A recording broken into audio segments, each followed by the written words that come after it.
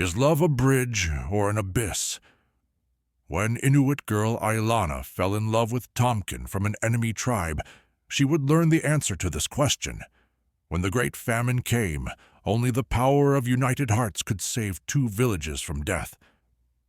In the silence of the Arctic ice, there was an invisible boundary line between two villages. This line was carved not only in the ice, but also in their hearts. The enmity between the North Wind tribe and the South Star tribe stretched back to their ancestors' ancestors. No one remembered the real reason for this hatred anymore, but they all preserved this enmity with sacred devotion. Ailana was the chief's daughter of the North Wind tribe. This 20-year-old young woman was so graceful she could walk on ice without leaving footprints, yet strong enough to compete with the strongest men. As her long black hair waved in the wind, her glacier blue eyes resembled the Arctic sky. Her father, Shaman Uki, told her every day, "My daughter, you are our hope for the future, but never forget that the South Star tribe is our mortal enemy." Tomkin was a young hunter from the South Star tribe. At 22, he was patient enough to track bears on ice and brave enough to hunt whales. His brown eyes held warmth, while his strong hands possessed grace. His family constantly reminded him, "Son, the North Wind tribe are the traitors who spilled our blood. Never trust them."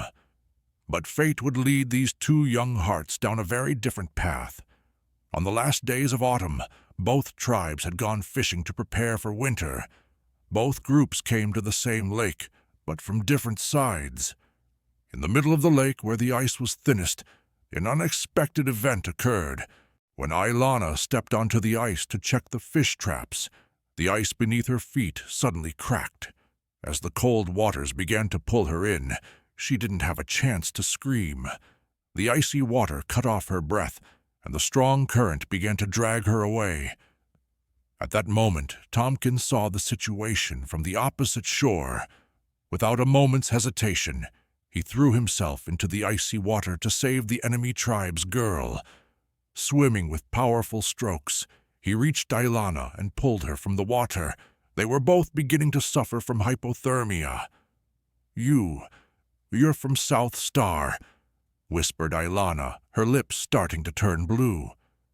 "Be quiet, now is not the time to talk," said Tomkin, carrying her in his arms to a nearby cave. In the cave, they had to embrace each other to survive. Sharing body heat was vital. For hours, they listened to each other's breathing and felt each other's heartbeats.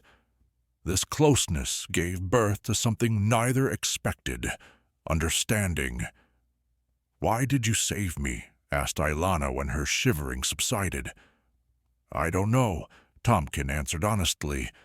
"It just felt like the right thing to do." The morning after that night, they both told different stories to their families, but the sparkle in their eyes was a sign that everything was beginning to change. The next week, Ailana came to the same lake again. Tomkin was there too. It was as if they were both drawn by the same magnetic force.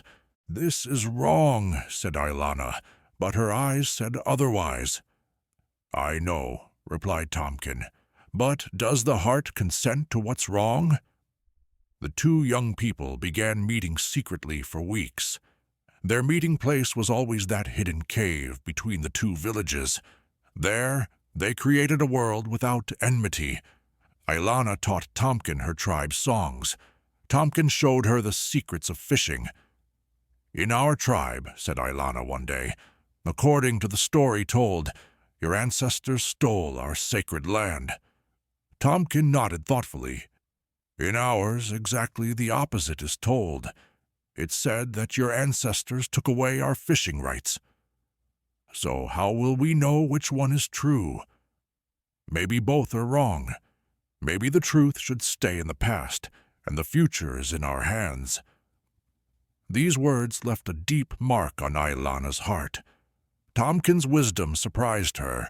This young man who belonged to the enemy tribe had actually become the only person who understood her. As months passed, the bond between them grew stronger. They no longer just talked, but dreamed of the future together. But how much longer could this secret relationship last? One day, during a snowstorm, they couldn't meet. Ilana waited for Tomkin with anxiety. Was he afraid that his family was starting to suspect? Or had he given up on this risky relationship? Winter came harsher than ever. The fishing lakes froze completely, and hunting animals migrated south. Both tribes began experiencing food shortages. The elderly and children were getting weak, and diseases were increasing. Ilana's father, Shaman Uki, spoke at the tribal council. "This famine is punishment from supernatural forces. The enmity on our sacred lands disturbs the spirits." Similar discussions were happening in the South Star tribe.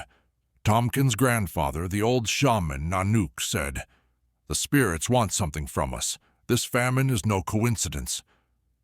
As both tribes began to starve, Ilana and Tomkin's secret meetings became even more difficult.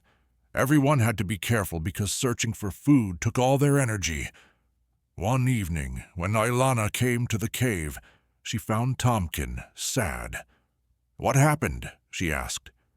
"3 children in our tribe are sick. There's not enough food.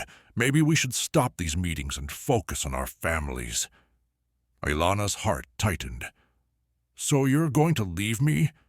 "Never, never, but maybe our love is selfish while everyone suffers so much."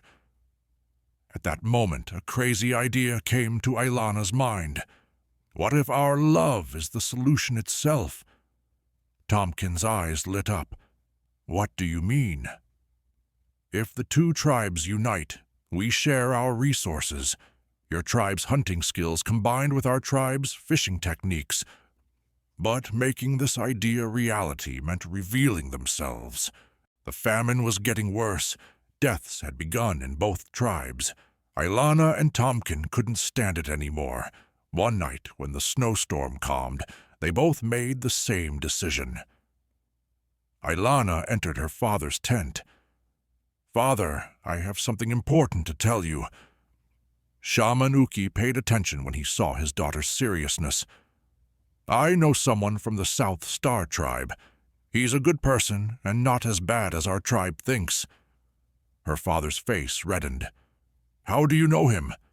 "Contact with them is forbidden." "Because I love him, father, and he loves me too." There was deep silence in the tent. Shaman Uki was caught between anger and shock. At the same hours, Tomkin was making the same confession to his family. His grandfather Nanook's reaction was very harsh. "This is betrayal. How could you be with someone from the enemy tribe?" "Grandfather, she's not an enemy. Ilana is a kind-hearted, intelligent, and brave woman. If you knew her." "Never. This relationship will end immediately." But Ilana and Tomkin's plan was bigger. The next morning, they both tried to convince their families. "The famine is killing us," said Ilana. "But if the 2 tribes unite, we can combine our resources. Cooperation instead of enmity." Tomkin was saying the same things. "Their techniques combined with ours could help us all survive." Both families initially refused. But hunger and death began to prove stronger than pride. A week later, the situation became unbearable. One person was dying daily in each tribe. Children were crying with heartbreaking voices, and the elderly were breathing their last. Ilana and Tomkin made one final plan. They would sacrifice themselves to bring the 2 tribal chiefs together. At midnight, they both brought their tribal chiefs to the cave where they secretly met. When Shaman Uki and Shaman Nanook came face to face, the anger they had accumulated for years exploded. "Our children are with enemy tribes," shouted Uki. "This is betrayal," replied Nanook. But Ilana and Tomkin intervened. "Enough," said Ilana. "While your children are dying of hunger, you still continue your old grievances." Tomkin added, "Our love shows you a new way. Not enmity, but unity. Not hatred, but cooperation. At that moment, a small child who had taken refuge from the snowstorm entered the cave. It was Yuki, an orphaned child known by both tribes, exhausted from hunger. Both shamans rushed to the child at the same time. At that moment, they understood that children's lives were more valuable than old resentments. "So what will we do?" asked Nanook. Ailana spoke courageously. "We will unite. We will become one tribe, and our love will be the symbol of this unity." These words were a turning point that would change everything. The next morning, for the first time in history, two enemy tribes came together. Shaman Uki and Shaman Nanook decided to leave the past behind. Unity against famine was more important than pride. The North Wind tribe's fishing techniques combined with the South Star tribe's hunting skills. Working together, they pulled fish from under the ice and hunted flocks of birds. The food problem began to be solved. Ailana and Tompkins' love was no longer forbidden, but hope. The two young people became the symbol of the two tribes' unity. Their wedding became a celebration of the new union. At the wedding ceremony, former enemy families came together. Shaman Uki and Shaman Nanook sang together.